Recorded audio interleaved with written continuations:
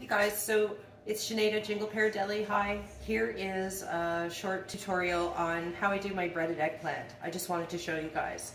So I've got sliced eggplant in a bowl. It's been salted, rinsed, and now it's just sitting in water. This is just all-purpose flour, and this is my Aquafaba. So this is the water from the chickpeas that we cook. It's a little bit cloudy looking because it's been in there for a couple of days, or it was made a couple of days ago. But that's okay, it's just fine. When it has just been cooked, it's more clear looking. If this is bothering you, or if you want to use it for something and you want it to be not as cloudy, like cocktails or something, you just heat it through and it clarifies and clears up again. Easy. And then this is our breading mix. I just buy breadcrumbs and I add in, salt and pepper and some seasonings. So the way I do it is, wet hand, dry hand. That's like the #1 rule with breading things, so you don't get your hands all crusted up in breading.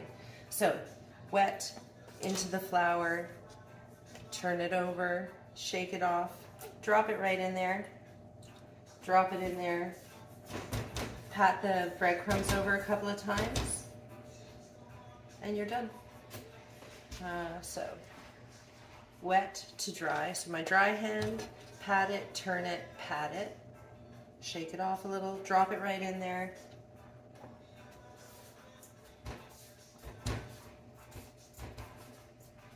There. So I usually pat one side, flip it, pat the other, just so it gets equal pressure on both sides. So here we go, wet into the flour, scoop the flour, pat it down. Sorry, I'm just looking at myself, I'm new to doing these videos. There we go, shake, shake, drop it in. And then I'm throwing the breadcrumb over, right? Tapping, tossing it, or turning it, and tapping again. And that's it. So there's the breaded eggplant pieces, and I'll just shallow fry those on the flat top or in a frying pan. A little tiny bit of oil, and cook them for about 4 or 5 minutes on each side and flip them, cook them another side again, and then they're done. So that's our breaded eggplant. No big secret, I just really wanted to show you Aquafaba. It's really cool.